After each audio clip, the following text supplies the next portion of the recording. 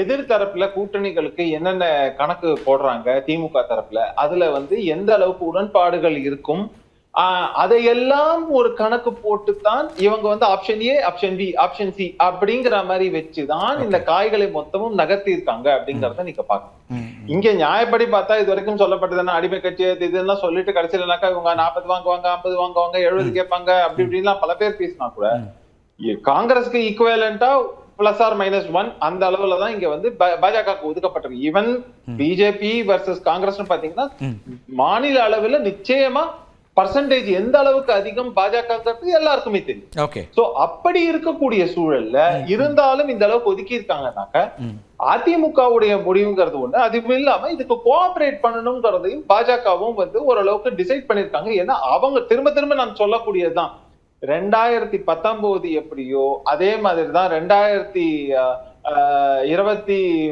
இது எப்படியோ 24 எப்படியோ அதே மாதிரிதான் 2029. ஏன்னா அவங்களுக்கு போக்கஸ் எல்லாம் பார்லிமெண்ட் எலெக்ஷன். சரி, அப்படின்னு இருக்கும்போது சரி மாநிலத்துல வளருவோம் பண்ணுவோம், அது ஓட் ஷேர் இதெல்லாம் இருக்கட்டும். எத்தனை எக்ஸ்ட்ராவா 10 எம்எல்ஏ மட்டும் உள்ள போய் உட்கார்ந்துட்டாங்க. இல்ல சார், இப்ப இப்படி சொல்லலாமா? அதாவது இங்க ஒரு ஆல்டர்னேட் பார்ட்டியா நாங்க வளர்றோம், பாஜகவுடைய தனித்துவம் அல்லது இங்க ஒரு பிரதான எதிர்க்கட்சி நாங்க வளர்ந்துட்டு இருக்கிறோம் அப்படின்னு சொன்ன இடத்துல இருந்து இல்ல 29 தேசிய தேர்தல் நாடாளுமன்ற தேர்தல் தான் இலக்கு, சட்டமன்றத்தை பத்தி கவலை இல்லைங்கிற இடத்துக்கு வளர்ச்சி சொல்றீங்களா?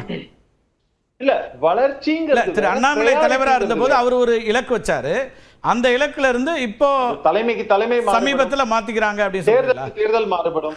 இல்ல நான் ஓபனா சொல்றேன், அதாவது நான் உடைச்சு ஓபனா பேசுறேன். இதுல இந்த சார்பு அந்த சார்பு இல்ல. ஏன்னா எல்லாரும் நம்ம இதை டிஸ்அக்ரி பண்ண முடியாத அளவுக்குங்கிறதால நான் ஒரு பேலன்ஸ் வியூ எடுத்துப்பேன். என்ன பொறுத்தவரைக்கும் இது தலைமை வேறுபடும்.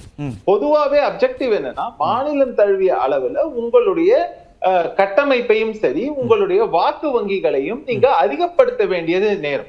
ஆனா இப்போ இருக்கக்கூடிய சிச்சுவேஷன்ல நீங்க அறுவடை செய்யக்கூடியதுல என்னென்ன அட்வான்டேஜஸ் இருக்க முடியும்ங்கிறத நீங்க பார்க்கணும். 24ல வாக்கு வங்கியை உயர்த்திட்டோம், கட்டமைப்பை பரவலாக்கிட்டோம்னு சொன்னதெல்லாம் அப்ப இப்ப இல்லன்ற புரிதலோட தான் இந்த பேச்சுவார்த்தையை எடுத்துக்கணுமா? அதுக்குதான் முன்னாடியே உங்களுக்கு ஒரு ஆன்சர் கொடுத்தேன். அந்த நான் கொடுத்த ஆன்சர் ரொம்ப சிம்பிள் ஆன்சர். காங்கிரஸுக்கு இருக்கக்கூடிய ஓட் ஷேர் என்ன, இன்னைக்கு பாஜகவுக்கு இருக்கக்கூடிய ஓட் ஷேர் என்னங்கிறதுல அந்த ஆன்சர்லயே நான் உங்களுக்கு கொடுத்தேன். அது இல்ல பிரச்சனை.